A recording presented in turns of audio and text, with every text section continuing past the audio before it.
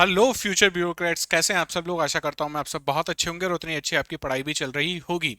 Thumbnail आपने पहले ही देख चुका है कि पेड वाली क्लासेस अब यूट्यूब पर, आपने बिल्कुल सही देखा है। जिन क्लासेस के लिए आप लोगों से कोचिंग वाले हजारों और लाखों रुपए वसूलते हैं, वो सारी क्लासेस मैं आपको यूट्यूब पर बिना किसी मॉनेटरी फीस के मैं आपको प्रोवाइड कराने जा रहा हूं। ठीक है, किस किस की क्लासेस होंगी, किस किस लेवल तक हमको पढ़ाया जाएगा, क्लासेस के साथ और क्या क्या चीजें होंगी, ये सारी चीजें मैं आज आपको बताने वाला हूं। तो बने रहिए वीडियो में आखिरी तक, ताकि आपको पूरा जो प्रोग्राम है वो समझ में आ सके। तो सबसे पहले तो इस थंबनेल के बारे में चर्चा कर लेते हैं। पेड वाली क्लासेस अब यूट्यूब पर, और जो क्लासेस रहने वाली है ये हिंदी और इंग्लिश दोनों में रहेंगी।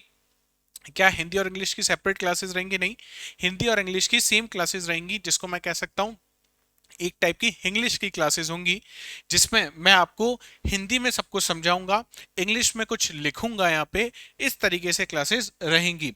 अच्छा, कौन कौन से विद्यार्थी क्लासेस देखें? सर हमारा मेंस है, हमारा 2026 में हम प्री देने वाले हैं, या 27 में हम लोग प्री देने वाले हैं, या अभी मैं कॉलेज से पास हुआ हूँ। अगर आपको भविष्य में या हाल फिलहाल में किसी भी प्रीलिम्स एग्जाम को या मेंस एग्जाम को देना है, स्पेशली अगर यूपीएससी आपको देना है, तो आप लोगों के लिए क्लासेस हैं। सर मेरे को यूपी पीसीएस देना है या मेरे को स्टेट पीसीएस देना है। अगर आपको यूपी पीसीएस देना है और आपको किसी भी स्टेट का पीसीएस देना है, तो भी ये क्लासेस आप अटेंड कर सकते हैं। क्यों? हम लोग जो सिलेबस लेके चलने वाले हैं इसमें, ये सिलेबस रहेगा यूपीएससी का, यूपीएससी प्रारंभिक परीक्षा और यूपीएससी मुख्य परीक्षा का जो सिलेबस रहता है भूगोल विषय का, ज्योग्राफी सब्जेक्ट का, वो हम यहाँ पे सारा कवर करेंगे फ्रॉम ए टू जेड। ठीक है, जीरो से लेके आपके आईएएस बनने तक का, आईएएस ऑफिसर बनने तक का जो सफर रहेगा, उसमें भूगोल कितना इंपॉर्टेंट है, भूगोल के लिए जिन जिन चीजों की आपको जरूरत पड़ेगी, वो सारी चीजें मैं आपको यहाँ पे प्रोवाइड कराने वाला हूँ। तो फटाफट से आप लोग जुड़ जाइए और बाकी सब अपने दोस्तों के साथ भी शेयर जरूर कर देना, ताकि उन लोगों को भी पता लग जाए कि लाखों और हजारों रुपए दिए बिना भी एक अच्छी तैयारी, एक सुदृढ़ बेस, एक फाउंडेशन तैयार किया जा सकता है, जिससे हम हमारा प्रारंभिक परीक्षा का पेपर और मुख्य परीक्षा का पेपर निकाल सकते हैं। ठीक है, चलते करते हैं शुरू। आज जो है ये बेसिक इंट्रोडक्शन क्लास है, और आज की क्लास से आपको पता लग जाएगा कि जब आप पेड बैच में एडमिशन लेते हैं तो आपके साथ किस तरीके का ट्रीटमेंट होता है, किस तरीके से चीजें आगे बढ़ती हैं। देखो, यूट्यूब पे जो क्लासेस होती हैं, जब हम सिर्फ यूट्यूब सेशंस की हम बात करते हैं, जैसे अभी आपने देखा होगा, तो यूट्यूब सेशंस आप मेनली देखोगे 45 मिनट से 60 मिनट, 65 मिनट, इतनी ये क्लासेस होती हैं। लेकिन जब अब बात करें यूपीएससी सिविल सर्विस एग्जामिनेशन के फाउंडेशन बैचेस की या प्रीलिम्स और मेंस के बैचेस की, तो आपने अक्सर सुना होगा कि करीब 2 से 3 घंटे की वो क्लासेस होती हैं। जैसे हम लोगों को भी जब क्लासेस दी जाती थी, तो बेसिक फंडामेंटल चीज होती थी कि करीब करीब 150 मिनट की वो क्लासेस होंगी। तो सबसे पहले चीज दिमाग में रखनी होगी आपको कि हमारी भी जो क्लास होगी, इसमें इसका जो टाइम रहेगा, या अप्रोक्सीमेट कितना रहेगा, 150 मिनट। 150 मिनट का ये समय रहेगा। 150 मिनट का मतलब हो गया 120 मिनट, मतलब 2 घंटे, और 30 मिनट मतलब हाफ आवर।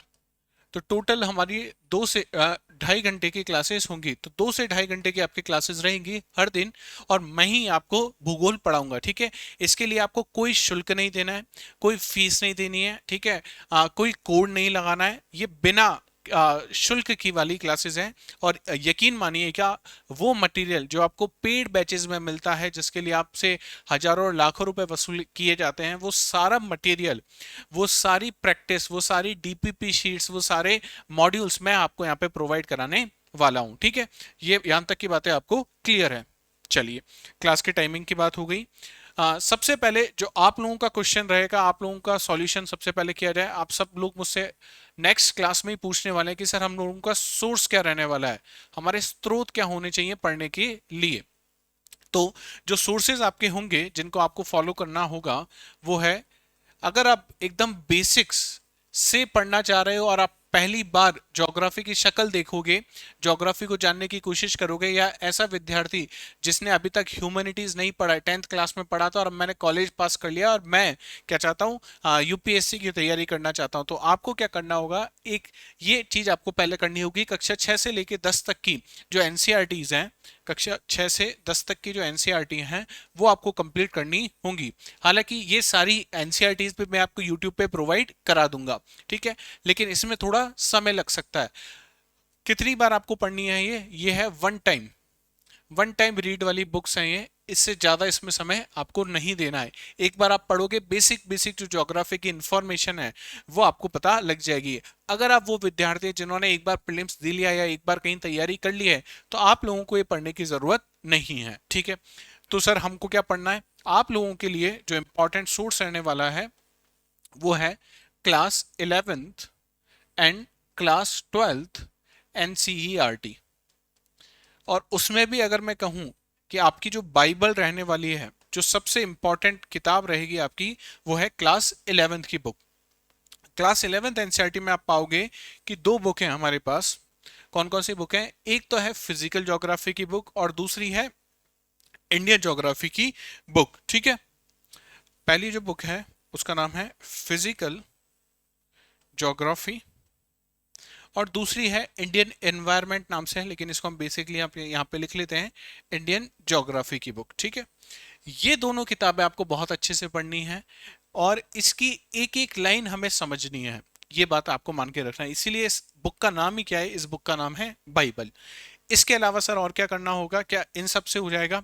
देखो एक बुक और आपको देखने को मिलेगी जो इंग्लिश मीडियम में आपको देखने को मिलती है, जिसका नाम है जीसी लियोंग। क्या नाम है इस बुक का? GC Leong. लेकिन सर हम तो हिंदी माध्यम के विद्यार्थी हैं, हम कैसे पढ़ेंगे? तो इसमें अगर आप ज्योग्राफी सब्जेक्ट की आप बात करो तो ज्योग्राफी सब्जेक्ट में बहुत सारी टर्मिनोलॉजी हिंदी और इंग्लिश में एकदम कॉमन रहती है। अगर आप हिंदी माध्यम के भी विद्यार्थी हो तो कोशिश तो मैं करूंगा कि मैं जीसी लियोंग भी आपको यूट्यूब पे पढ़ा दूं, लेकिन फिर भी उसमें यार हो सकता है मैं अकेला हूं अभी, तो हो सकता है उसमें समय लग जाए, लेकिन मैं फिर भी चाहूंगा आप चाहे हिंदी माध्यम से हो चाहे अंग्रेजी माध्यम से हो, एक बार ये किताब पढ़ लो। तो क्या सर हमें कवर से कवर तक पढ़नी है? नहीं, कवर पढ़ने की जरूरत नहीं है। इसमें भी आपको क्या करना होगा, सेलेक्टिव रीडिंग करनी है। क्या करनी है? सेलेक्टिव रीडिंग करनी है। सर ये सेलेक्टिव रीडिंग का मतलब क्या होता है? सेलेक्टिव रीडिंग का मतलब ये होता है कि आपको अपने पास दो चीजें रखनी होंगी। क्या क्या रखनी होगा? एक तो पीवाईक्यू आपको अपने पास रखना है और दूसरा जो सिलेबस है यूपीएससी सिविल सेवा परीक्षा का वो अपने पास रखना है। इन दोनों से आपको ये पता लग जाएगा कि मेरे को कौन से टॉपिक पढ़ने हैं और कौन से टॉपिक छोड़ने हैं। उस टॉपिक के आधार पर हमको कुछ चीजें कहां से पढ़नी होगी? जीसी लियोंग से पढ़नी होगी। बाकी जैसे जैसे चैप्टर, जैसे जैसे यूनिट, जैसे जैसे सिलेबस में हम लोग आगे बढ़ते जाएंगे, मैं आपको ये बता दूंगा कि जीसी लियोंग में से आपको क्या क्या पढ़ना है। अच्छा, इसके अलावा मैं कुछ नोट्स आपको प्रोवाइड कराऊंगा। मैं क्या प्रोवाइड कराऊंगा आपको? नोट्स। ये नोट्स आपको पढ़ने हैं। इनकी क्या, इनको भी कवर टू कवर पढ़ना है? देखो इनको कवर टू कवर पढ़ना भी है और नहीं भी पढ़ना है। इसका क्या मतलब है, मैं एक सेकंड में आपको बताता हूं, लेकिन उससे पहले इससे भी सबसे ज्यादा इंपॉर्टेंट जो आपके लिए रहेगा, जिसके बिना मैं ये दावे के साथ कह सकता हूं कि आपकी तैयारी कंप्लीट नहीं हो सकती है, वो होंगे क्लास नोट्स। वो क्या होंगे? वो होंगे क्लास नोट्स। तो सर क्या क्लास नोट्स हमें खुद को बनाने हैं या आप प्रोवाइड करोगे? देखो जब क्लास होगी, अब 2.5 घंटे की क्लास है, तो जब 2.5 घंटे की क्लास होगी इसमें कुछ चीजें आपको बोर्ड पे हैंड रिटन देखने को मिलेंगी, जो मैं हाथ से आपको लिख के दूंगा। ये हैंड रिटन नोट्स तो आपके लिए बहुत इंपॉर्टेंट है, इनको आप नहीं छोड़ सकते हो। हैंड रिटन कितने इंपॉर्टेंट है कि ये आपको जब जब मैं लिखूंगा बोर्ड पे, या बोर्ड पे कुछ भी लिखा हुआ आपको देखने को मिलेगा, ये आपको अपनी कॉपी में क्या करना है? नोट डाउन करना है, ठीक है। इसके अलावा कुछ होंगी पीडीएफ, कुछ होंगी पीडीएफ। अच्छा, क्या सर हर टॉपिक की पीडीएफ होगी? देखो हर टॉपिक की पीडीएफ मैं नहीं दूंगा इस बार। और एक चीज और आप यहाँ पे समझ जाइएगा कि अब जो क्लास होगी, और इस क्लास में हम लोग क्या यूज नहीं करने वाले हैं? पीपीटी यूज नहीं करेंगे। क्या यूज नहीं करने वाले हैं? पीपीटी हम लोग यूज नहीं करेंगे। क्यों यूज नहीं करेंगे और क्यों पीपीटी यूज की जाती है, इसको भी मैं आपको एक्सप्लेन कर देता हूं। जब हमको पेड बैचेस में क्लासेस दी जाती हैं तो वहां पे समय दिया जाता है बहुत ही सीमित कि आपको इसी समय में ये पूरा कोर्स कंप्लीट कराना है। चाहे आपको मिले मानो कि 100 घंटे, 100 घंटे में आपको पूरा भूगोल कंप्लीट कराना है, चाहे बच्चे को समझ में आए या ना आए, ये सारी चीजें सेकेंडरी रखी जाती हैं, पहले कोर्स की टाइमिंग देखी जाती है। ठीक है, क्योंकि साल भर में 50 बैच आपको निकालने हैं, तो आप क्या करोगे, आप इससे ज्यादा समय उसमें नहीं दे सकते हो। आपके पास सीमित समय हो गया, सीमित घंटे। यहाँ पे अपने पास ऐसी कोई भी चीज नहीं है, यहाँ पे अपने आप प्लेटफॉर्म है। अपन चाहें तो ज्योग्राफी को समझाने की, अगर आपको समझ में नहीं आ रहा है तो वो 120 घंटे, 130 घंटे, 140, 150 तक भी ले जाया जा सकता है, उसमें कोई दिक्कत नहीं होगी। यहाँ का प्राइमरी मोटो क्या है, प्राइमरी मोटो ये है कि ज्योग्राफी का फ्रॉम जीरो से लेके इतनी ज्योग्राफी जो सिविल सेवा परीक्षा के लिए जरूरी है, उपयोगी है, वो सारी चीजें अब तक पहुंच जाए। पहली चीज तो इसलिए पीपीटी वहां पे समय बचाने के लिए ली जाती है। वहां पे ये कह दिया जाता है कि यार ये चीजें यहाँ पे लिखी हुई है, आप क्या कर लेना, कॉपी कर लेना, और वो भी कब करना, क्लास के बाद करना। अब क्लास के बाद के लिए जब कहा जाता है तो इसमें बहुत सारी स्टूडेंट्स क्या करते हैं, उसको कॉपी नहीं कर पाते हैं, किसी भी कारणवश नहीं कर पाते हैं। अगर वो कॉपी नहीं हुआ तो आप अपने नोट्स को जब उठा के देखोगे, जो क्लास नोट्स होंगे, उसमें आपको क्या देखने को मिलेगा, कुछ गैप देखने को मिलेगा। ऐसे गैप आपको मेरी क्लास में देखने को ना मिले, इसलिए मैं क्या करूंगा, आपको हैंड रिटन नोट्स प्रोवाइड करवाऊंगा, और ये आपको भी अपने हाथ से लिखने हैं। ठीक है, इसके अलावा हम लोग क्या यूज नहीं करेंगे, पीपीटी यूज में नहीं करेंगे। ये बात समझ में आ गई। दूसरी चीज पीपीटी यूज ना करने की वजह ये है कि पीपीटी में मैं आपको बहुत अच्छे डायग्राम दिखा सकता हूं, पीपीटी में मैं आपको बहुत अच्छे मैप दिखा सकता हूं, लेकिन ये डायग्राम और मैप इस तरीके से होते हैं जिनको आप एग्जाम में ड्रॉ नहीं कर सकते हो। जब आप उन डायग्राम्स को, उन मैप को एग्जाम में ड्रॉ ही नहीं कर पाओगे तो उसका क्या मतलब होगा। भाई आप तो 3D फिगर मैंने यहाँ पे आपको दिखा दिया, लेकिन आप वो 3D फिगर एग्जाम में ड्रॉ नहीं कर सकते हो ना, तो आपको तो वही 2D फॉर्मेट में आपको सारी चीजें आनी चाहिए। तो इस तरीके से मैं आपको चीजें यहाँ पे ड्रॉ करके बताऊंगा कि वो आप डायरेक्टली कहाँ पे यूज कर सको, अपने मुख्य परीक्षा के उत्तर जो आप लिखोगे वहां पे आप डायरेक्टली उसको यूज करो। इसलिए हम पीपीटी का प्रयोग यहाँ पे नहीं करने वाले हैं। ठीक है, पीपीटी का प्रयोग समझ में आ गया, कब किया जाता है, क्यों किया जाता है, सारी चीजें क्लियर हो गई होंगी। ठीक है, इसके अलावा क्लास नोट्स, अच्छा क्लास नोट्स की जो पीडीएफ होगी ये क्या होगी सर, पीडीएफ का मतलब ये है कि जब मैं आपको पढ़ा रहा हूं, तो बहुत बार ऐसा होगा कि कुछ विद्यार्थी क्लास नहीं ले पाए, हालांकि ये क्लास यूट्यूब पे रहेगी, लेकिन कुछ विद्यार्थी क्लास नहीं ले पाए, तो उनको ये जो इस बोर्ड पे जो जो चीजें लिखी जाएगी उसका सिनॉप्सिस, ये बोर्ड पे जो जो चीजें लिखी जा रही है ये एज इट इज आपको प्रोवाइड करवा दिया जाएगा। कैसे प्रोवाइड करवाया जाएगा सर, तो आपको पता है संबोधि एडुटेक नाम से एक टेलीग्राम चैनल है जिसपे करीब करीब 3000 लोग जुड़े हुए हैं। वहां पे आपको ये जो फाइल है ये शेयर कर दी जाएगी, हर दिन ये फाइल आप तक पहुंच जाएगी। तो सबसे इंपॉर्टेंट जो होने वाला है सोर्स आपका वो क्या होगा, क्लास के नोट्स। इस क्लास के नोट्स के बिना ना तो ज्योग्राफी आपको अभी तक समझ में आई है, ना ज्योग्राफी आपको आगे समझ में आएगी। तो मेरा पर्सनल एक्सपीरियंस ये कहता है कि अगर आपने ये क्लास नोट्स अच्छे से कर लिए, मैं ये तो दावा नहीं करूंगा कि मेरे क्लास नोट से आपको 100% सवाल देखने को मिल जाएंगे, लेकिन मैं आपसे ये प्रॉमिस कर सकता हूं कि कट ऑफ के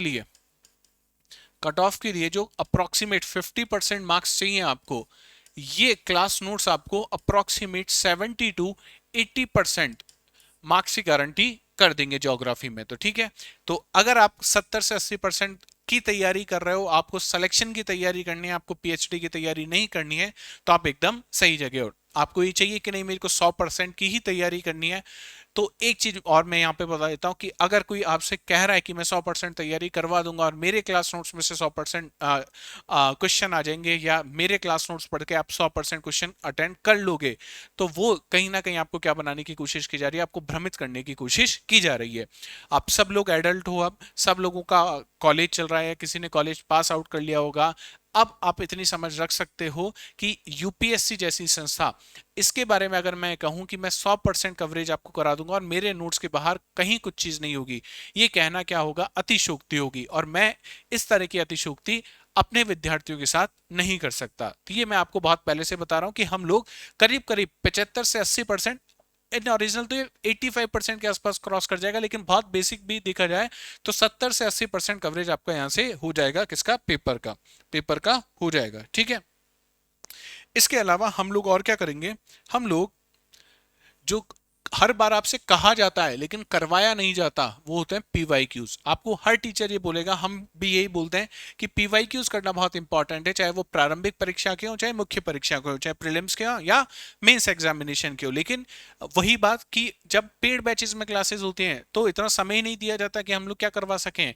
पीवाईक्यूज सॉल्व करवा सकें। तो हम लोग यहाँ पे क्या करेंगे, दोनों ही परीक्षाओं की, चाहे वो बात करें प्री की और चाहे हम बात करें मेंस की, प्री और मेंस दोनों के हम लोग क्या करेंगे, पीवाईक्यू सॉल्व करेंगे क्लास में सॉल्व करेंगे, ठीक है ना। क्या हम लोग कितने साल तक करेंगे, तो मैं कोशिश करूंगा कि कम से कम जो पिछले 5 सालों में जो चीजें यूपीएससी ने पूछी हैं अपने पेपर में, वो सारी चीजें मैं आपको क्लास में क्या कर सकूं, एक्सप्लेन कर सकूं। तो ये चीज भी आपको ध्यान रखनी है कि हम पीवाईक्यूज प्री और मेंस दोनों के सॉल्व करेंगे। अच्छा, एक और चीज मैं आपको यहीं पे बता दूं कि हम लोग पीवाईक्यू चैप्टर वाइज सॉल्व नहीं कर पाएंगे। क्या सॉल्व नहीं कर पाएंगे, चैप्टर वाइज सॉल्व नहीं कर पाएंगे। अब सर चैप्टर वाइज का मतलब क्या है, देखो चैप्टर वाइज मतलब का मतलब ये है कि आपके पास ज्योग्राफी है, ज्योग्राफी के दो मेजर सेक्शन है, आप भी हम आगे देखेंगे। एक तो फिजिकल ज्योग्राफी और एक ह्यूमन ज्योग्राफी। इस फिजिकल ज्योग्राफी में कुछ यूनिट्स बने हुए हैं, जैसे जियोमॉर्फोलॉजी है, क्लाइमेटोलॉजी है, ओशियनोग्राफी है। अब जियोमॉर्फोलॉजी का एक चैप्टर है और इस एक चैप्टर का नाम है इंटीरियर ऑफ द अर्थ। क्या नाम है, इंटीरियर ऑफ द अर्थ, पृथ्वी की आंतरिक संरचना। अगर मैं सिर्फ इंटीरियर ऑफ द अर्थ के, ये हो गया आपका चैप्टर, इस चैप्टर के हम लोग क्यों सॉल्व नहीं करेंगे, क्योंकि आप पाओगे कि मुख्य परीक्षा में जो प्रश्न पूछे जाते हैं उसमें बहुत सारे चैप्टर्स, बहुत सारी यूनिट क्या की जाती है, क्लब की जाती है और फिर आपके सामने वो पेश किया जाता है, परोसा जाता है, ठीक है। अगर चैप्टर वाइज पॉसिबल होगा कि सिर्फ डायरेक्टली जैसे हमने चट्टाने पढ़ा और चट्टानों से आपने देखा कि यूपीएससी ने प्रश्न पूछ लिया कि जो प्राइमरी रॉक्स होती हैं वो क्या होती हैं, प्राथमिक चट्टाने क्या होती है, तो वहां पे डायरेक्टली अगर कोई क्वेश्चन है तो वो तो हम सॉल्व कर लेंगे।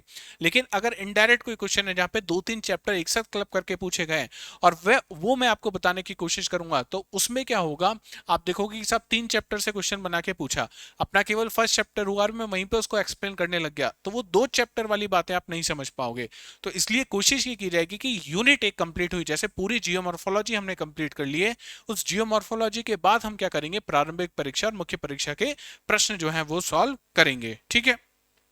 अच्छा, एक और चीज कि सर कोर्स कब तक कंप्लीट हो जाएगा, ये हर बार हर स्टूडेंट की वो रहती है कि साहब कोर्स की ड्यूरेशन बता दो कि इतने समय में आप कोर्स कंप्लीट करवा दोगे। देखो कोर्स का मैं आपको बता दूं कि हम लोगों को जो समय लगेगा वो 120 से 150 घंटे का समय लगेगा। कितना समय लगेगा, 120 से 150 घंटे का समय लगेगा। अच्छा, इसमें हम लोग क्या क्या करेंगे मैंने आपको बता दिया है। ये जो क्लासेस रहने वाली हैं ये बिल्कुल किस लेवल की होंगी, फाउंडेशन लेवल की होंगी, जिसमें हम क्या क्या कवर करेंगे, हम लोग प्री और मेंस दोनों कवर करेंगे, ठीक है। अच्छा, मैं बिल्कुल चाहता तो इसको 120 और 150 घंटे को मैं एकदम आधे भी कर सकता हूँ, 60 से 75 घंटे में भी पूरा ज्योग्राफी का सिलेबस किया जा सकता है। लेकिन उसके लिए किस चीज का सहारा लेना पड़ेगा, मुझे इन पीपीटीज का सहारा लेना पड़ेगा। वो मैं अभी नहीं चाहता, पीपीटीज का सहारा मैं आपको अपंग बनाना नहीं चाहता। क्यों, क्योंकि ये जो मुख्य परीक्षा होती है, मुख्य परीक्षा में आपको क्या होगा, आपको लिखना पड़ेगा, राइटिंग आपको करनी पड़ेगी, है ना, लिखना पड़ेगा। राइटिंग वाला पेपर होता है, लिखना होता है। हमारी जनरली प्रैक्टिस बन जाती है कि क्लास की पीपीटी तो हमें मिल ही जाएगी, तो हम लिखें क्यों क्लास में। और यकीन मानो अगर आप अच्छी तरीके से आपने कभी मेंस दिया है तो अपने बात महसूस की होगी कि मेंस का जो पेपर होता है उस मेंस के पेपर में हमें समय कम पड़ जाता है, क्योंकि हमें लिखना बहुत ज्यादा होता है।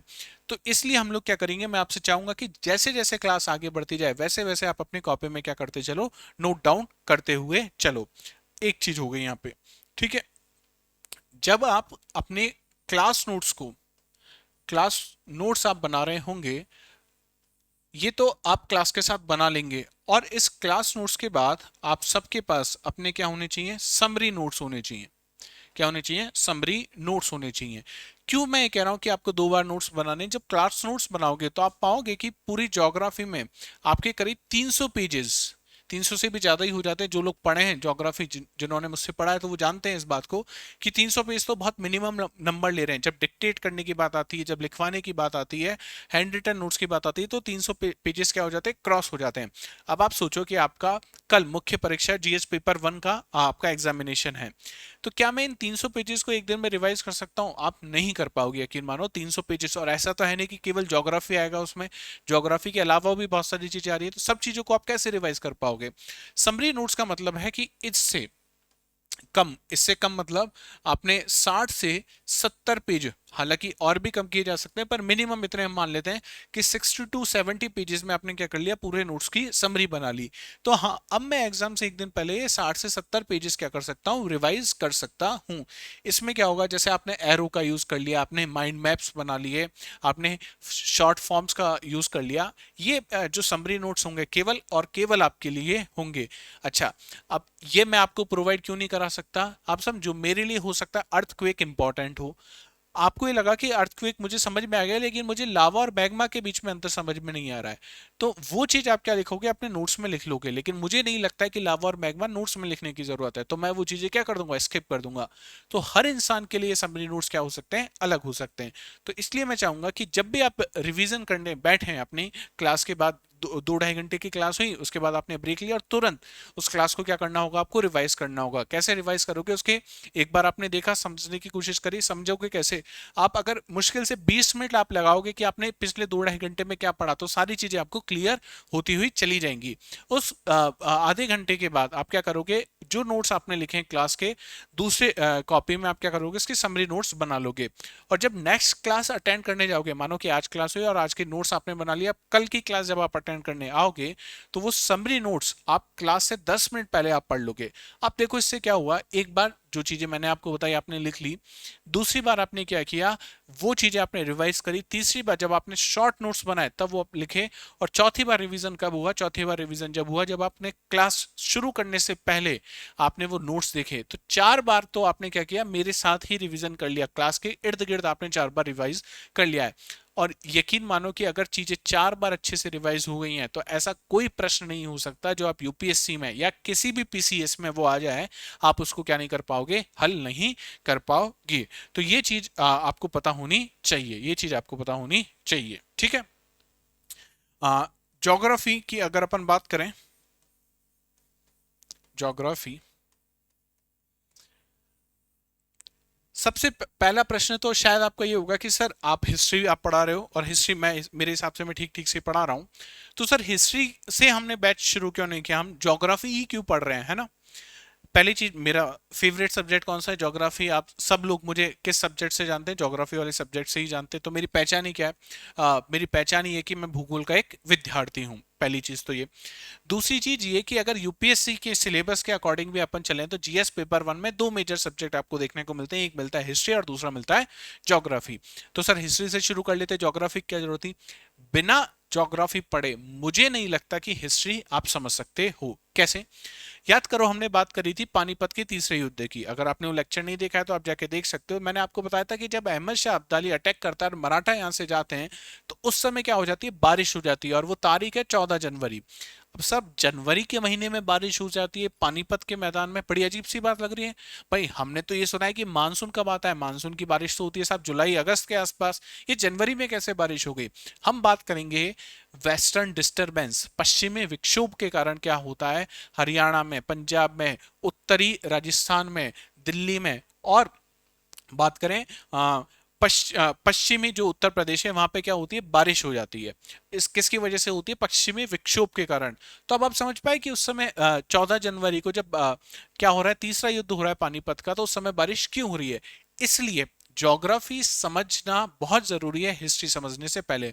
अगर आप अपने प्राचीन भारत का इतिहास पढ़ोगे और आर एस शर्मा साहब की आप किताब पढ़ोगे, तो वो पहला जो चैप्टर है पुरानी एनसीईआरटी का, उसमें पूरा ज्योग्राफिकली समझाया हुआ है सेटलमेंट्स को। अब ना तो आपको ज्योग्राफी पता है, ना आपको सेटलमेंट पता है, और हम क्या कर गए, जंप करके किसमें, हिस्ट्री में, और फिर हम कह रहे हैं कि हिस्ट्री बहुत खराब चीज है। यार हिस्ट्री की बेसिक टर्मिनोलॉजी, अगर अपन बात करें जैसे पाषाण काल, और पाषाण काल कब से शुरू हुआ, तो कब से शुरू हुए का आंसर तो कौन दे पाएगा, ये ज्योग्राफी दे पाएगी। तो इसलिए हम लोगों ने कहां से शुरू किया है, ज्योग्राफी से शुरू किया है।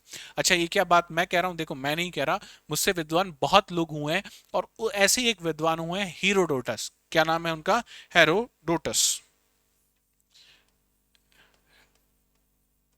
डोटस, ठीक है। अब हेरोडोटस साहब क्या कहते हैं, ये कहते हैं कि geography should be studied historically and history should be studied geographically.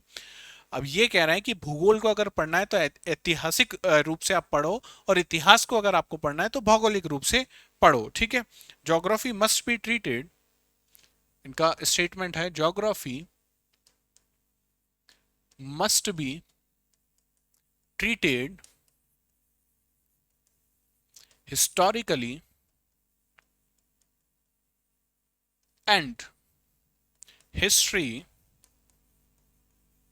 must be treated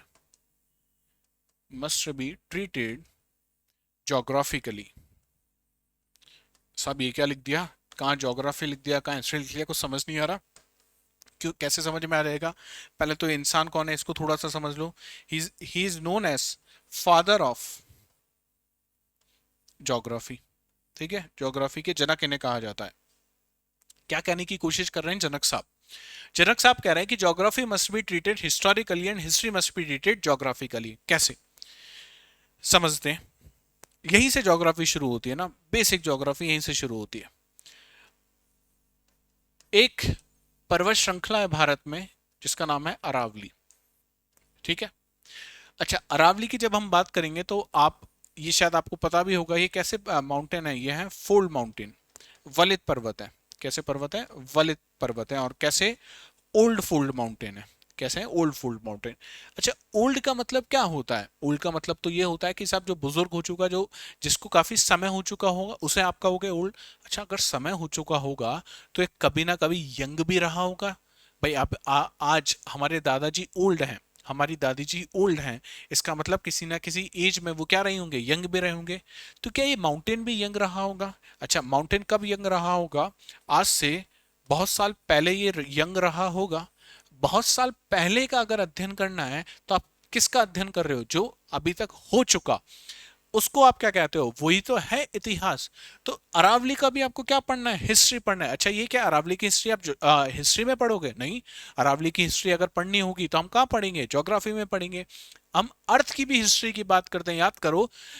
class 11th जो फिजिकल ज्योग्राफी की किताब है, चैप्टर नंबर 2 अगर उसका खोल के देखोगे और लास्ट टेबल उस चैप्टर नंबर 2 की खोलोगे तो लिखा हुआ है जियोलॉजिकल टाइम स्केल। क्या लिखा हुआ है? जियोलॉजिकल टाइम स्केल लिखा हुआ है। भूवैज्ञानिक सारिणी दी हुई है वहां पे। और वो सारिणी अगर शुरू होती है तो कहां से शुरू होती है? बिग बैंग सिद्धांत से वो शुरू होती है। और कहां पे आके खत्म हो रही है वो देखोगे तो होलोसीन पे आके खत्म हो रही है। इसका मतलब आज से 13.8 बिलियन वर्ष पूर्व क्या हुआ, ये सारा हम क्या करते हैं? अध्ययन करते हुए पढ़ते हैं। और तब हम समझ पाते हैं कि आज जिसको आप होमो सेपियंस सेपियंस कहते हो, होमो सेपियंस सेपियंस कौन होते हैं? जिनकी ये ठोड़ी, जिनकी ये चिन्ह होती है, और जिनका ये जो स्कल है ये किस शेप का है? आप देखोगे पीछे से कैसा है? राउंड शेप का है। ये जो लोग हैं जो ज्यादा सोच सकते हैं, बुद्धिमान है, आप जैसे जो लोग हैं, ये कौन है? होमो सेपियंस सेपियंस हैं।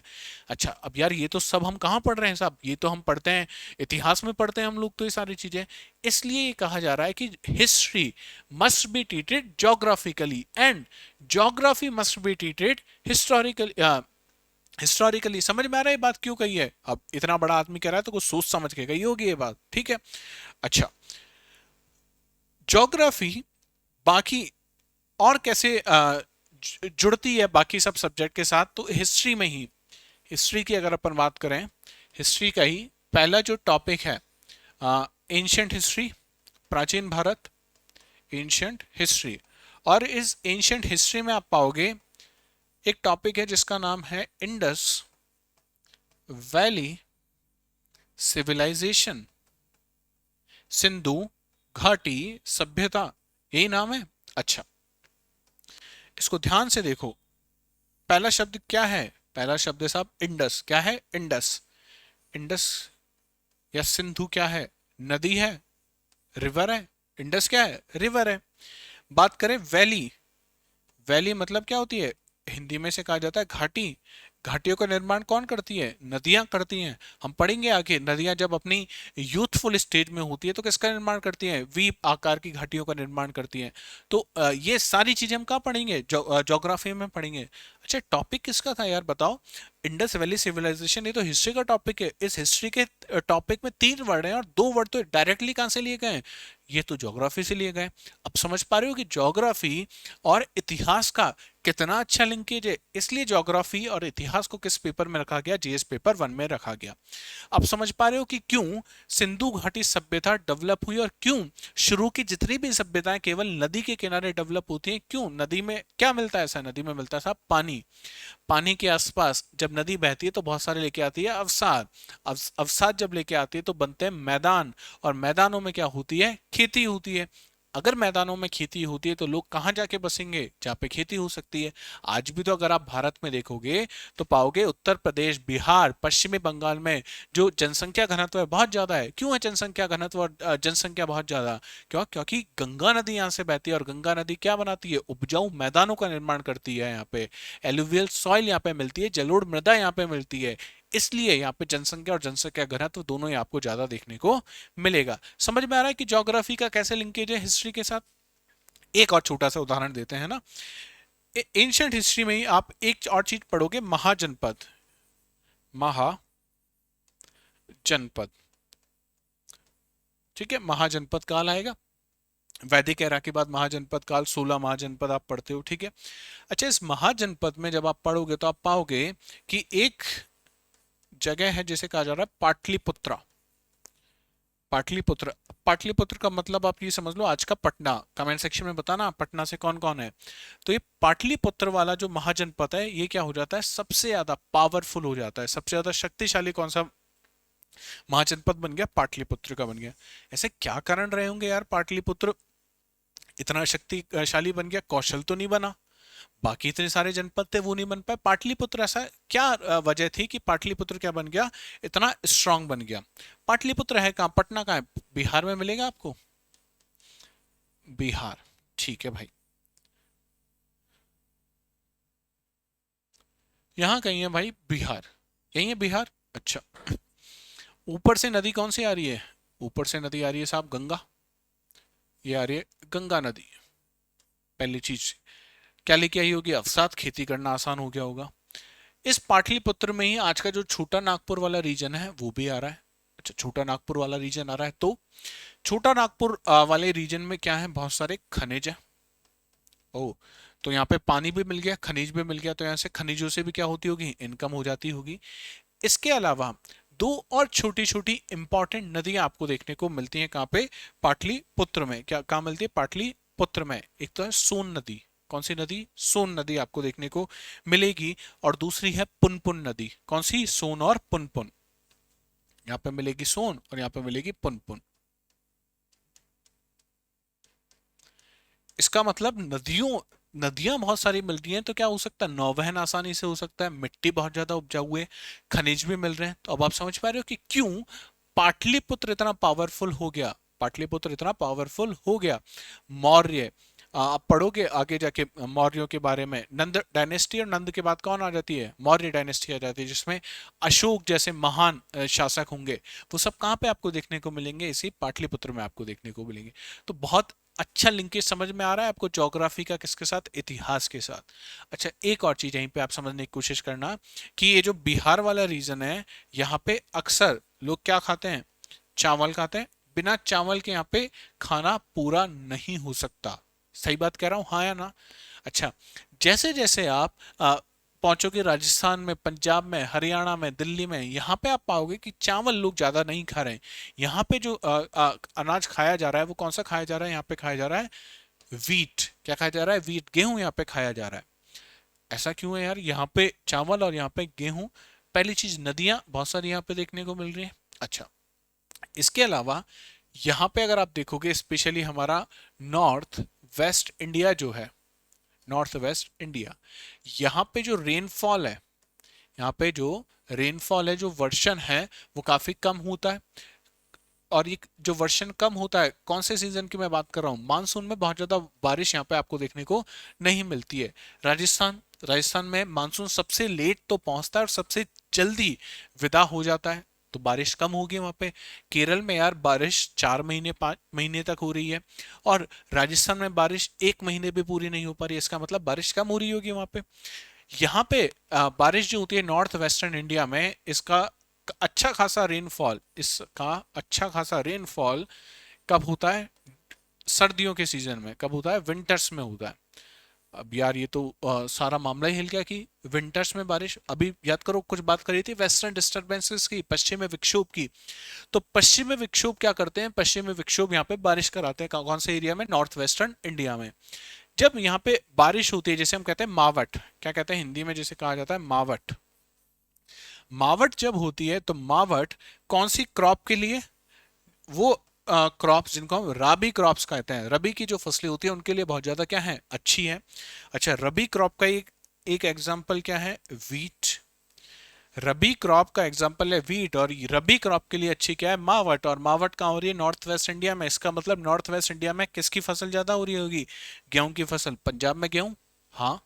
हरियाणा में गेहूं, हाँ। उत्तरी राजस्थान में गेहूं, बिल्कुल सही बात है। पश्चिमी उत्तर प्रदेश में गेहूं। तो इसलिए यहाँ के लोग अक्सर आपको क्या खाते हुए देखने को मिलेंगे, गेहूं ज्यादा ये अपने आहार में लेते हैं, किसके कंपैरिजन में, चावल के कंपैरिजन में। चावल को क्या चाहिए, चावल को चाहिए पकने में पानी। पैडी कल्टीवेशन जब हम करते हैं तो उसमें किसकी मात्रा ज्यादा लगती है, पानी बहुत ज्यादा चाहिए। आपने देखे होंगे ना अक्सर खेत, अगर आप उत्तर प्रदेश और बिहार से हैं तो आपने पाया होगा जब चावल की खेती की जाती है तो पूरा खेत पानी से लबालब करना पड़ता है। आ रही है सब चीजें याद हैं।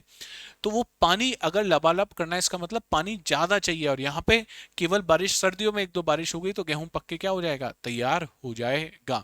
इसलिए आप समझ पा रहे हो कि कैसे हमारा जो कल्चर है वो भी किससे लिंक हो जाता है, ज्योग्राफी के साथ वो आके लिंक हो जाता है, ज्योग्राफी के साथ वो आके लिंक हो जाता है। तो हिस्ट्री में हम यही सब चीजें तो पढ़ते हैं कि कल्चर कैसा है वहाँ पे, कहाँ कहाँ सिविलाइजेशन बसे, ये सब चीज ही तो है हिस्ट्री। इसलिए आप देखोगे अक्सर जो व्यक्ति आपको भूगोल पढ़ा रहा है, या जो इंसान आपको भूगोल आप पढ़ रहे हो, तो हिस्ट्री में ऑटोमेटिकली आपको बहुत सारी चीजें समझ में आ जाती हैं। अच्छा, क्या हिस्ट्री में चीजें समझ में आएंगी, भूगोल से नहीं। अगर हम बात करें इंटरनल सिक्योरिटी, आंतरिक सुरक्षा, हम बात करें आपदा प्रबंधन, हम बात करें पर्यावरण, अगर हम बात करें अंतर्राष्ट्रीय संबंध, तो ये सब चीजें आप किससे बहुत आसानी से समझ पाओगे, भूगोल की दृष्टि से अगर आप देखोगे तो हर चीज आपको बहुत क्लियर कट पिक्चर दे देगी। इसलिए भूगोल हमारे लिए बहुत इंपॉर्टेंट सब्जेक्ट हो जाता है। सब ये तो आपने बहुत ही फैक्ट सब्जेक्टिव सी बातें कर दी, लेकिन आप कुछ ऑब्जेक्टिविटी तो बताओ भूगोल की, तो देख लेते हैं प्री में कितना कितना नंबर का भूगोल रहता है। 2020 में अगर आप देखोगे तो ज्योग्राफी, डायरेक्ट डायरेक्ट एकदम ज्योग्राफी की अगर बात की जाए तो कितने सवाल आए थे, 6 सवाल पूछे गए। 2021 में अगर देखा जाए तो 8 सवाल पूछे गए। 2022 में अगर देखा जाए तो 10 सवाल पूछे गए। 2023 में अगर देखा जाए तो आप पाओगे 12 सवाल। 2024 में देखा जाए तो आप पाओगे करीब करीब 18 सवाल पे पहुंच गई यूपीएससी। 2025 जो अभी हाल ही में हुआ है, इसमें अगर आप देखोगे तो 16 सवाल पूछे गए। क्या कोई पैटर्न समझ में आ रहा है, देखो एकदम कोई पैटर्न समझ में नहीं आएगा। ज्योग्राफी में 6 से 18 भी पहुंचे हैं, है ना, 8 10 12 18 16, लेकिन ठीक ठीक सा इंपॉर्टेंट रोल प्ले कर रहा है। ये तो है केवल ज्योग्राफी के सवाल। इसके अलावा जितने भी पर्यावरण के सवाल आते हैं वो हैं अलग, एग्रीकल्चर के सवाल आते हैं वो हैं अलग। ये ज्योग्राफी के सवाल तो इंपॉर्टेंट है साहब प्रीलिम्स के लिए, ये चीज तो समझ में आ गई। अच्छा, एक और पेपर प्री के बाद जब जाओगे तो कहाँ जाओगे, मेंस देने जाओगे। मेंस में दो जगह आपको ज्योग्राफी देखने को मिलती है, एक तो जीएस पेपर 1 में और दूसरा जीएस पेपर 3 में। जीएस पेपर 1 में तो डायरेक्टली ज्योग्राफी है, तो ज्योग्राफी के सीधे सीधे सवाल आपको कहाँ देखने को मिलेंगे, जीएस पेपर 1 में आपको देखने को मिलेंगे। कितने देखने को मिल सकते हैं, देखो कम से कम जो नंबर है वो है 110। 110 से 150 तक, 110 से 150 तक जो नंबर रहता है वो किसका रहता है, ज्योग्राफी का रहता है, भूगोल का योगदान रहता है। क्या आप मुझे बता सकते हो जीएस पेपर 1 होता कितने का है, क्या 250 नंबर के 4 पेपर हैं, 250 में से अकेला एक सब्जेक्ट, करीब आधा भी मान लें, इसका एवरेज 125 भी मान लें, तो सिर्फ एक सब्जेक्ट पढ़ के मैं कितने नंबर लेके आ सकता हूँ, 125 नंबर का प्रश्न पत्र तो मैं सॉल्व कर सकता हूँ। क्या केवल जीएस पेपर 1 है, नहीं साहब, जीएस पेपर 3 भी तो है। तो जीएस पेपर 3 में भी अगर आप देखोगे तो एक तो आपको डिजास्टर मैनेजमेंट, आपदा प्रबंधन, यह आपको करीब 15 से 20 नंबर का देखने को मिलेगा, हाँ या ना। इसके अलावा जो एग्रीकल्चर वाला पोर्शन है, जो मिनरल्स इकोनॉमिक ज्योग्राफी वाला पोर्शन है, वो भी यहाँ पे पूछा जाता है। तो करीब करीब बहुत रफ सेंस में भी बात करें तो 40 एक नंबर का जुगाड़ ज्योग्राफी पेपर नंबर 3 में भी इजीली 40 से 50 नंबर का जुगाड़ यहाँ पे कर देती है। अच्छा, 125 का पहले कर दिया था, और नीचे भी कम से कम मान लेते हैं तो 40 नंबर मान लेते हैं। अकेला एक सब्जेक्ट कितने नंबर का जुगाड़ करके जा रहा है आपके लिए? 165 नंबर का जुगाड़ करके जा रहा है। ठीक है, मरे से मरे मान के चल रहे हैं हम लोग 40। ये कई बार ऐसा भी हुआ है कि 80 नंबर तक भी पहुंचा है, 80 नंबर तक भी ये चीजें पहुंच जाती हैं। लेकिन इतना तो कम से कम आपको, और भी आप कम से कम मानना भी है तो 50 तो मान ही लो, इतना ज्योग्राफी आपको करके दी जाएगी जीएस पेपर 3 में भी। तो पेपर 1 और पेपर 3 में आप देख पा रहे हो कि इंपॉर्टेंट सेक्शन है किसका? ज्योग्राफी का। बिना ज्योग्राफी के यूपीएससी सिविल सेवा परीक्षा उत्तीर्ण नहीं की जा सकती। ठीक है, तो ये तो बेसिक बेसिक ज्योग्राफी का इंट्रोडक्शन आपने देख लिया है। एक बार हमारे सब्जेक्ट को भी हम जान लें कि हमारा सब्जेक्ट है क्या। तो हमारा सब्जेक्ट है, इसका नाम है ज्योग्राफी। क्या है? जियोग्राफी, यही आपका सब्जेक्ट। अच्छा, इस ज्योग्राफी में दो शब्द आपको देखने को मिल रहे होंगे, एक तो है जियो और दूसरा है ग्राफी।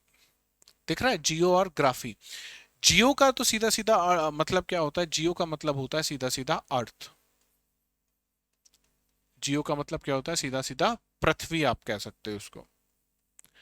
ग्राफी का मतलब क्या होता है? ग्राफी का मतलब होता है साहब डिस्क्रिप्शन। क्या होता है? डिस्क्रिप्शन। तो इस हिसाब से इस सब्जेक्ट का मतलब ये हुआ कि ऐसा सब्जेक्ट जहां पे हम लोग डिस्क्राइब करेंगे किसके बारे में? अर्थ के बारे में। It is nothing but the description of the अर्थ। तो बहुत बेसिक अगर डेफिनेशन की बात की जाए तो ज्योग्राफी क्या है? ज्योग्राफी और कुछ नहीं है, ज्योग्राफी है description, description of the earth. Description of the अर्थ, ये बहुत बेसिक सी डेफिनेशन है किसकी? भूगोल की। किसकी? ज्योग्राफी की डिस्क्रिप्शन ऑफ द अर्थ। ठीक है, इसके बाद जब बहुत शुरुआती दौर में डेफिनेशन दी की गई, कैसे कि जैसे इंसान पैदा होता है उसका सबसे पहले एनकाउंटर किसके साथ होता है? नेचर के साथ होता है। वो अपने आसपास क्या देखता है? अपने आसपास जैसे पैदा हुआ उसने सांस लेना शुरू किया बाहर, बाहरी वातावरण में, तो ऑक्सीजन, तो क्लाइमेटोलॉजी के साथ पहला इंटरेक्शन हुआ। जब उसने चलना शुरू किया तो पहली बार उसने जमीन पे पैर रखा, लिथोस्फीयर या स्थल मंडल के साथ उसका इंटरेक्शन शुरू हुआ। उसने पानी पिया, पानी पिया मतलब हाइड्रोस्फीयर के साथ उसका इंटरेक्शन हुआ। तो पैदा होते ही सबसे पहले नेचर के साथ इंटरेक्शन हो रहा है। और नेचर या पृथ्वी के बारे में अगर हम किसी भी सब्जेक्ट में बता रहे हैं तो वो कौन सा सब्जेक्ट हुआ? आपका ज्योग्राफी सब्जेक्ट हुआ। कौन सा सब्जेक्ट हुआ? ज्योग्राफी सब्जेक्ट हुआ। एक महान व्यक्ति हुए, इनका नाम है इरेटो, इरेटोस्थनीज, इरेटोस्थनीज। ठीक है, इन्होंने क्या कहा? इन्होंने कहा कि साहब ज्योग्राफी, आप ये बात सही कह रहे हो कि ज्योग्राफी क्या है? ज्योग्राफी है description, description of the earth. पृथ्वी का डिस्क्रिप्शन ही है, लेकिन जब हम पृथ्वी को डिस्क्राइब कर रहे हैं, पृथ्वी की व्याख्या कर रहे हैं, तो किस तरीके से करनी है? एज अ होम, एक आवास के जैसे। और किसका आवास? As a home of human being, मनुष्य के आवास के रूप में हमको क्या एक्सप्लेन करना है? हमको एक्सप्लेन करना है अर्थ के बारे में, पृथ्वी के बारे में। तो ये जो सब्जेक्ट निकल के आया, इसको इन्होंने क्या कहा? ये है ज्योग्राफी। तो ये काफी अच्छी डेफिनेशन है कि geography is nothing but it is a description of earth but as a home to human beings. हमारे लिए आवास जो है, हमारा जो आवास है, इसलिए आप कक्षा 6 का पहला चैप्टर अगर चैप्टर देखोगे तो उसमें क्या लिखा हुआ है? पृथ्वी हमारा आवास। अब समझ में आ रहा है कि किस तरीके से एनसीईआरटी डिजाइन की जाती है। तो बहुत सारी चीजें तो इसी तरीके से आपकी क्लियर होती हुई चली जाएंगी। मॉडर्न जो डेफिनेशन है ज्योग्राफी की, आधुनिक जो परिभाषा है, तो ज्योग्राफी का मतलब है कि ये इंटरेक्शन है। ज्योग्राफी में हम क्या पढ़ते हैं? इंटरेक्शन के बारे में पढ़ते हैं। और किसके इंटरेक्शन के बारे में हम पढ़ते हैं? दो, मैन और नेचर का जो इंटरेक्शन है, मैन और नेचर का जो इंटरेक्शन है, इसके बारे में जो सब्जेक्ट हमको बता रहा है, उस सब्जेक्ट का नाम क्या है? उस सब्जेक्ट का नाम है ज्योग्राफी। आप समझ गए ज्योग्राफी क्या? Geography is nothing but it is a description of earth. और डिस्क्रिप्शन ऑफ अर्थ कैसा है? As a home to human beings, as a home to human beings. And it is the study of interaction, interaction की study है। किसके interaction की study है? Man के और नेचर का जो इंटरेक्शन है, इसकी स्टडी हम कौन से सब्जेक्ट में करते हैं? हम करते हैं उसको ज्योग्राफी में। किस में करते हैं? ज्योग्राफी में। इसका मतलब ज्योग्राफी के दो कंपोनेंट हो गए हमारे पास। ज्योग्राफी के कितने कंपोनेंट हो गए? 2 कंपोनेंट हो गए। अब मैं उम्मीद ये कर रहा हूं कि आप सब ये चीजें, यहां से हम लोग सिलेबस शुरू कर चुके हैं ना, ज्योग्राफी की बेसिक चीजें यहां से शुरू हो जाती हैं। जो और आप मेरे साथ नोट डाउन कर रहे होंगे ना, जॉट डाउन कर रहे होंगे। तो ज्योग्राफी के 2 पार्ट हो गए, एक तो हो गया भाई नेचर, एक तो क्या हो गया नेचर, और दूसरा जो पार्ट है उस पार्ट को मैं कह दूं मैन। तभी तो दोनों इंटरेक्शन तभी कर पाएंगे जब दोनों किसका हिस्सा है, भूगोल का हिस्सा है और ज्योग्राफी का हिस्सा है। अच्छा, जब भी हम बात करते हैं उस पार्ट की जहां पे हम नेचर के बारे में बात कर रहे हैं, इस प्रकार की ज्योग्राफी को हम लोग कौन सी ज्योग्राफी कहते हैं? It is physical geography. It is physical geography. समझ पाए? आपकी फिजिकल ज्योग्राफी है। भौतिक भूगोल क्या है? भौतिक भूगोल के अंतर्गत हम प्राकृतिक तत्वों के बारे में जानते हैं। प्राकृतिक जो पार्ट है किसका, भूगोल का, उसके बारे में समझने की कोशिश करते हैं। जब हम मैन के बारे में जानना है हमें, तो ये जो है इसको कहते हैं हम लोग human geography. Human geography, human geography, मानवीय भूगोल इसे कहा जाता है।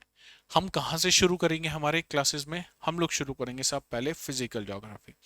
फिजिकल ज्योग्राफी से इंटरेस्टिंग इस दुनिया में कुछ भी नहीं है।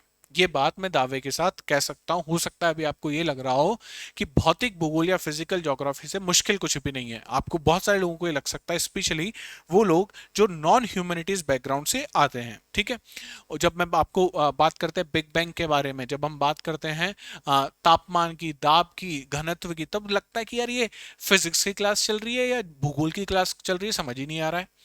लेकिन मैं आपको ये सारी चीज इतनी आसान भाषा में आपको बताऊंगा, इतनी डेली प्रैक्टिकल से आप लोग इन सब चीजों को जोड़ेंगे कि आपको लगेगा इस कोर्स के बाद, इस क्लासेस के बाद जो होगी हमारी, आप भी ये सब ये कहोगे कि साहब फिजिकल ज्योग्राफी जो है ये सबसे ज्यादा इंटरेस्टिंग सब्जेक्ट है। ठीक है, तो क्या ह्यूमन ज्योग्राफी नहीं है? देखो, नेचर के साथ जो हमने इंटरेक्शन किया, इंटरेक्शन के बाद हमने जो नेचर को मॉडिफिकेशन किया है, कैसे? जैसे अगर अपन बात करें फिजिकल ज्योग्राफी में, मैं आपको पढ़ाऊंगा लिथोस्फीयर के बारे में। किसके बारे में? लिथोस्फीयर के बारे में। लिथोस्फीयर का मतलब क्या है? सीधे सीधे जो लैंड, जो भूमि जिस पे हम रह रहे हैं, वो क्या है? लिथोस्फीयर है। अच्छा, क्या इस लैंड को हमने मॉडिफाई किया है? हाँ साहब, बिल्कुल मॉडिफाई किया है। लैंड पे हम लोग क्या करने लग गए? एग्रीकल्चर करने लग गए। लैंड पे हम लोग क्या करते हैं? माइनिंग भी करते हैं।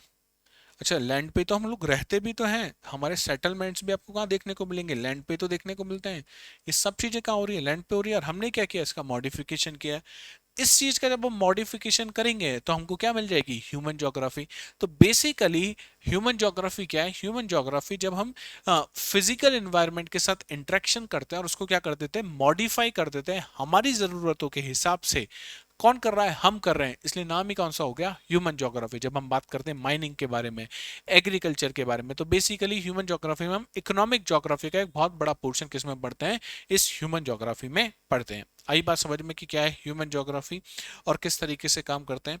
फिजिकल ज्योग्राफी में मुख्य रूप से 3 यूनिट हम लोगों को पढ़नी है जीएस के लिए, आप इसे समझो। पहला है जियोमॉर्फोलॉजी। क्या है? जियोमॉर्फोलॉजी।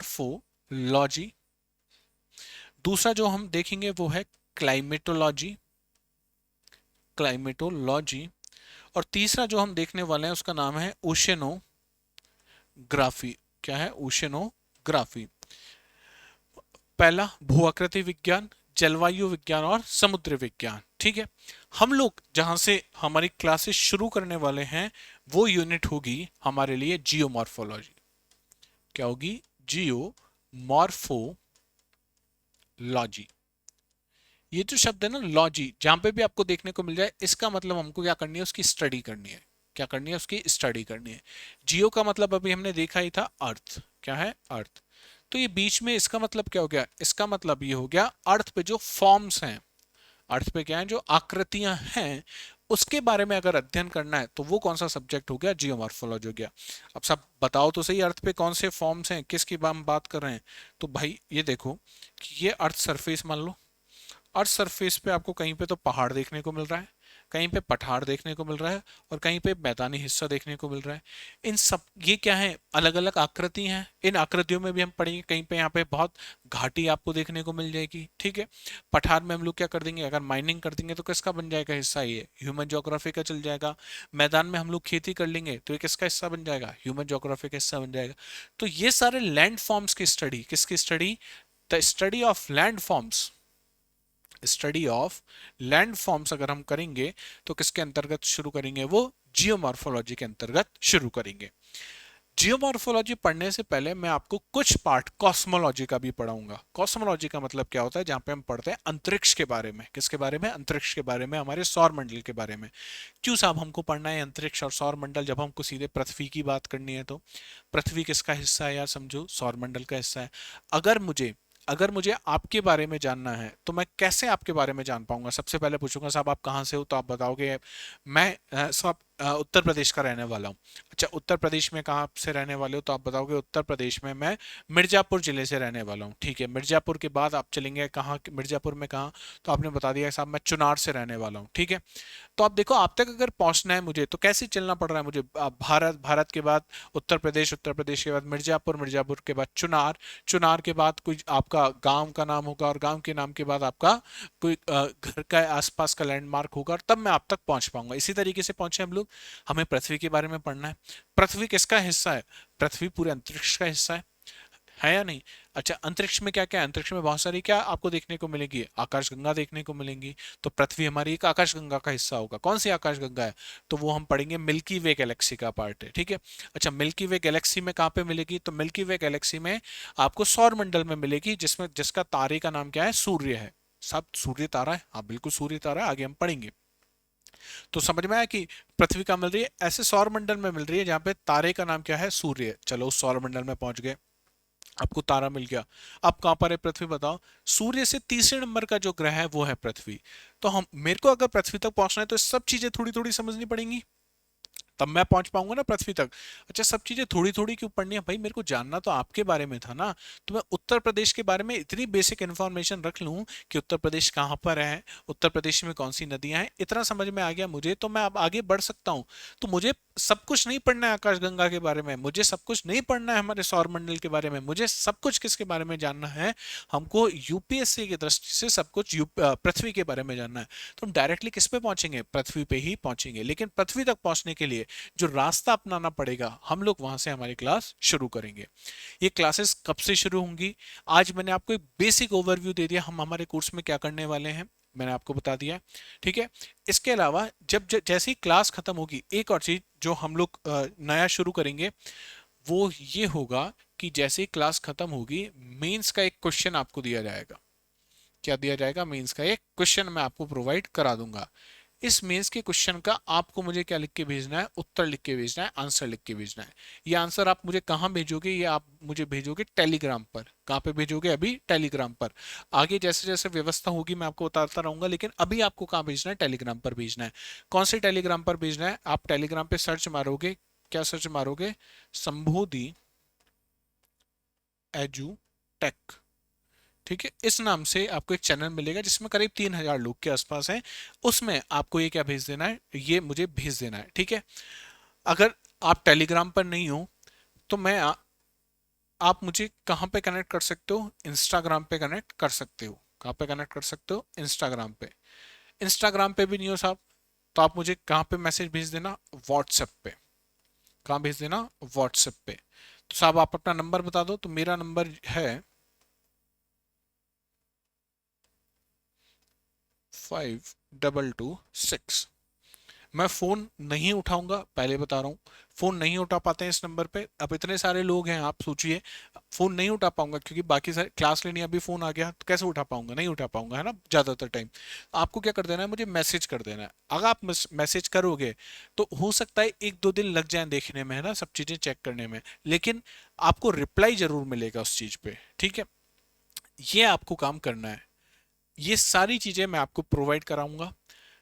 बिना किसी शुल्क के, इसका कोई फीस नहीं है इन टर्म्स ऑफ मॉनेटरी, है ना, पैसे के तौर पे अगर देखा जाए तो आपको कोई फीस नहीं देनी है। मैं आपसे ये नहीं कह रहा साहब ये मेरा क्यूआर स्कैनर है, इस पे आप इतनी इतनी फीस मुझे भेज देना, इतना ये कोड लगा लेना तो 10% 20% डिस्काउंट मिल जाएगा, कुछ नहीं है भाई, है ना, सब कुछ फ्री है। बहुत सारे लोग आप कहेंगे कि साहब फ्री में वो क्वालिटी नहीं रहती, आप देखिएगा, जैसे याद करो निरमा, याद आ रहा है आपको, पहले इस्तेमाल करो फिर विश्वास करो, हाँ या ना। आप सब लोग पढ़े हुए तो हुई, कहीं ना कहीं से मुझे जानते हो, तभी आप जुड़े हुए हो। आप 2 क्लास 5 क्लास 10 क्लास लेके देखें, उसके बाद ये डिसाइड करें कि क्या पेड वाली जो क्वालिटी होती है वो मिल रही है या नहीं मिल रही है। नहीं मिल रही है तो you have so many options भाई, तब तो आपके पास जेब में लाख रुपए हैं, कहीं पे भी आप दे सकते हो। लेकिन अगर मिल रही है तो क्यों ना उन लाखों और हजारों रुपयों को बचा लिया जाए और उसको किसी और काम में लगाया जाए, हाँ या ना।